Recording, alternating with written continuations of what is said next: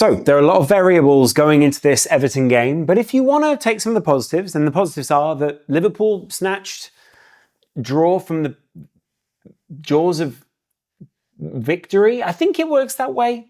It feels like a loss for that very reason, though, and it feels like Liverpool broadly are disappointed as a side because we knew that we could have done better in that game, and we also knew, like I said in all the reviews, that a result like this was coming. And the reason a result like this was coming was because some managers would work out the relatively rudimentary way of breaking down on midfield and have the quality to be able to go up against that. And Tonali, Joe Linton, and Bruno Guimaraes are three very intense players alongside a fairly intense front line of Isak, Anthony Gordon, and Murphy. Two guys who are very unafraid to work, and one guy with, well, two guys, a couple of guys, with an incredible foot to be able to just put it through the ball and put Liverpool on the back foot straight away. And I think Liverpool's answer to Newcastle tells us a lot about the way that we're going to play the Everton game, but also how we played Forest, how we played in all the other difficult, more bitty type games that we've played this season. All of this is going to go into that Everton variable and the approach to which we're going to have to change a little. Mainly because I still don't think Trent is 100% fit. I don't think Joe Gomez or Joel Quansah are 100% in confidence. And probably also match fitness, let's be real about this. Both of them haven't really managed to complete, a series of 90 minutes back to back to back. Not that that is any slur on them. But also, they're going to be going up against guys who really want to get at them. They're going to be going up against a midfield that will be very blocked. They're going to go up against a team that probably will try and press Liverpool and then go back into, go on then, give it a go. And that's what Everton did to Wolves the other night.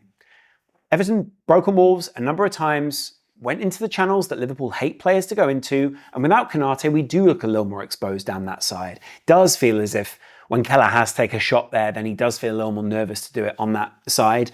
And as if Konate has been a protective force. And we don't have that right now. We don't have that same level of physicality. Yes, we have some of the Joe Gomez class. Yes, we have a team of people who are very committed to the cause. And yes, we have Mo Salah. Yes, we have Ryan Gravenberch.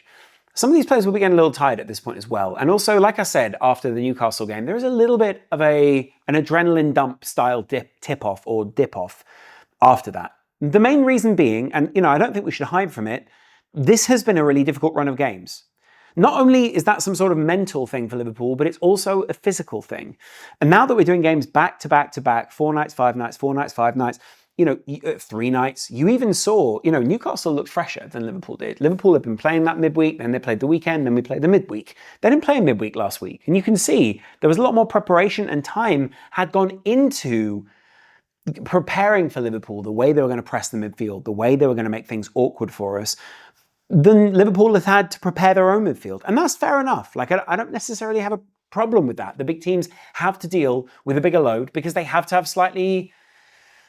Well, first of all, they're going to have players who should be able to deal with that level of fitness, but secondly, they also should have slightly bigger squads. However, the current logic is Pep Guardiola runs a fairly small squad. Liverpool don't run a huge squad. Jurgen Klopp never ran a huge squad.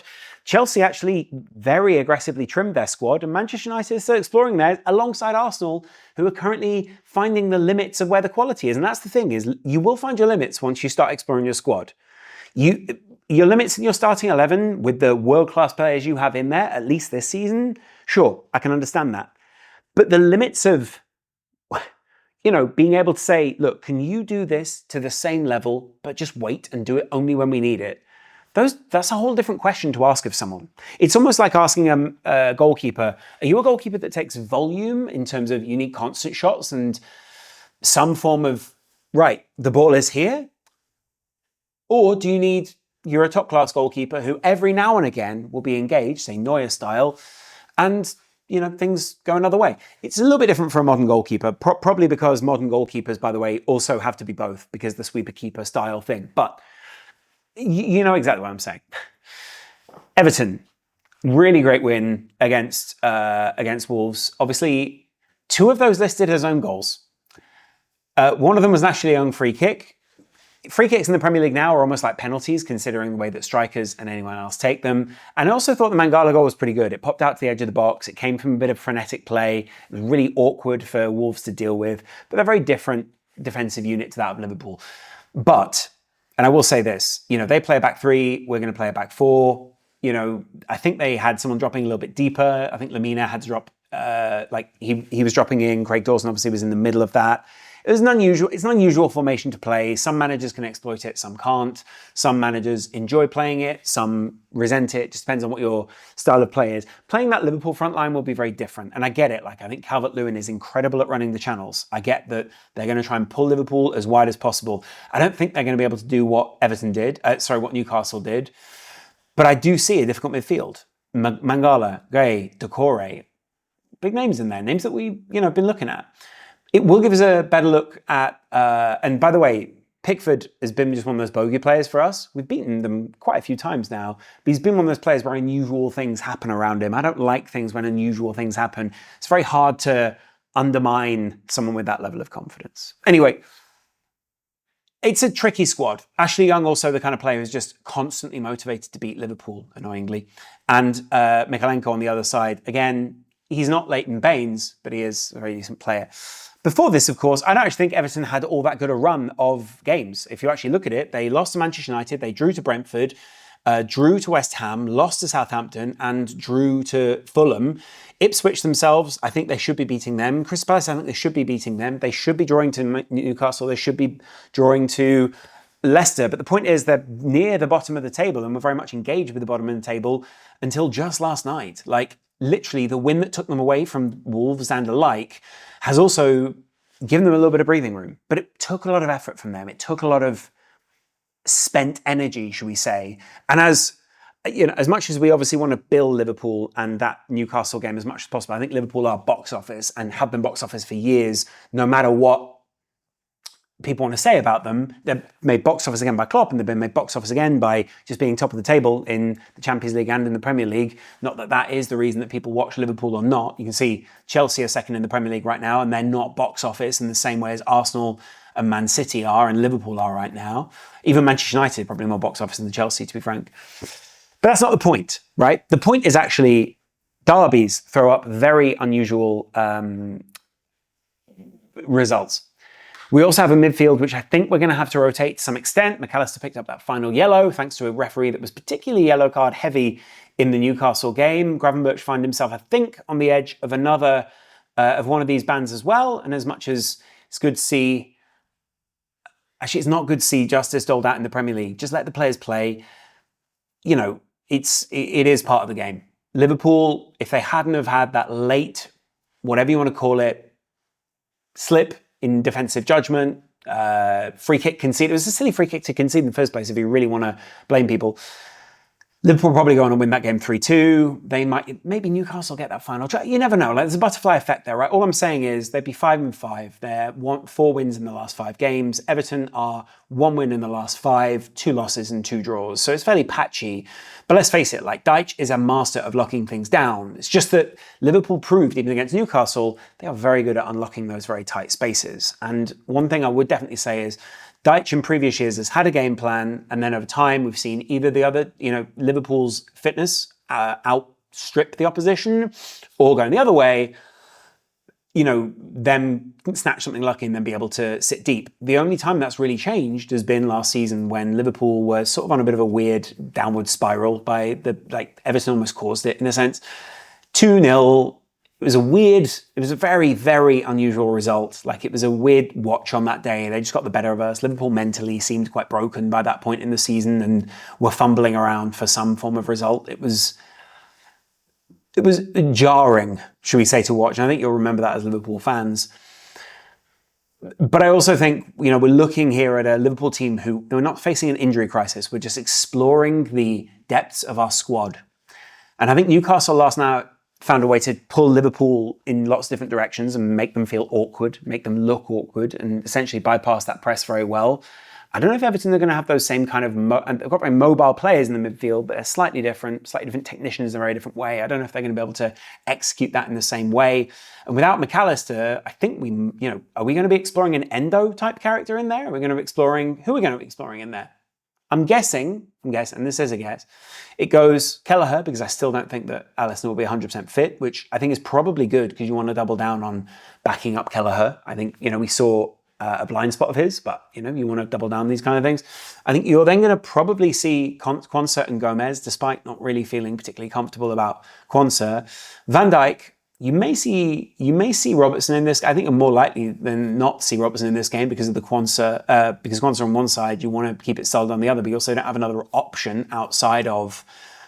Well, you just have another option outside of him because of Tsimikas' boot that's on his foot at the moment. There was discussion around whether you play Curtis Jones or someone like that at right back and just sort of go, look, this is only a role for a couple of games. Help us control the ball, be technical. Trent's not quite up to 100%. If we can play Trent, I'd love to. I think we really ripped them apart with Trent in that position. But let's see. Midfield, Gravenberch alongside, possibly Endo in this one. I think we need a little bit of bite, but it may end up being Szoboszlai and Curtis Jones, at which point I think it's a very overwhelming movement midfield for Liverpool, and we really don't want to let them get out the back. They do have two great technicians in that back line, probably more, but two great centre-back technicians in Tarkowski and Branthwaite as well. Good to get a little bit close to Branthwaite and see what his vibe is, approach to Liverpool. I hate playing Pickford, like I said, the variables. And then the two fullbacks I think will be relatively key. Young is a fantastic deliverer of the ball into the box, but I think he's also really great at splitting the defence, and it'll be all about finding that striker in those channels in between the fullback and the centre-back. I'd love to know what you guys think the approach is in this one. Again, if I go and look at Liverpool's fixtures, it really isn't a kind period to us. Like fixture-wise, match-wise, it's back to back to back to back. We go from Everton on the 7th to Girona away on the 10th, Fulham on the 14th, Southampton, EFL Cup, so we will rotate in that one. And then the 22nd, 26th, 29th, week break, 5-6 days. Yeah, week. It's exactly a week, 30 days, 31. Manchester United, Accrington Stanley, which will be a very funny one, especially if we don't get through that one. And then Forest and Brentford. The pressure will feel like it's on this game, and Everton will be cranking up that pressure. Final game at Goodison, huge. 2 mediocre results in a row seem unthinkable in the press. Not for us, but in the press this season. And Everton are a derby/bogey team for us. Anything can happen in these games. But I would love if we can put down a marker again in the sand and treat the Newcastle game more like we treated the Nottingham Forest game than treating it like a new kind of result. Because it wasn't a loss, we can't treat it in the same way as we did Forest, but its points dropped. And like I said, there's this accordion effect in the league this season of sometimes it'll be more points, sometimes it'll be less points, depending on who you play and when. If I look at who Arsenal and City, and obviously Chelsea, but I'm not sure for some reason I'm not treating Chelsea as title contenders. I'm sure they'll be very happy with that at this point. Arsenal this weekend, they play Fulham away, tricky game. Then they play Monaco, so not particularly hard for them. But let me just look at this Chelsea fixture, right? Chelsea, who do they play next? Spurs. Interesting. I wonder what they get out of that. I wonder how buoyant they would be if they were to win that one and get a little closer to us, or at least try and get a little closer. We play the start of the weekend again, another 12:30 for Liverpool. So again, another past variable, but Slot doesn't seem to have quite focused on that just yet. I'd love to know what you guys think. There are a lot of things which in the past people have grabbed on, the threads that narratively go against us, but actually 12:30 statistically aren't great for the bigger side. And statistically, Liverpool, especially if you read Ian Graham's book about how to win the Premier League, it's not been fantastic for us. But we cannot dwell on those kind of things. And I think we have to become a resilient side that is built to counter this kind of stuff. The injury crisis or injury blip that we have at the moment of not being able to start Konate, thank you, Endrick. That's the one thing you did in the whole game against Liverpool. The injury crisis we have at right back with Conor Bradley and with Trent out, and the fact that McAllister is not in midfield, he really brings bite in there. I think he brings a lot of movement that we miss without him. I think we're going to end up seeing Endo. We may end up seeing Curtis Jones and Szoboszlai dropping just a little bit deeper, but I think Endo will be that holding 6, and you're probably then going to see Gravenberch and Curtis Jones probably ahead of that. Nunez, Diaz, because we started Gakpo, and then Salah on the other side. It's a real great, I mean, again, it's, in inverted commas, Salah's last game at Goodison.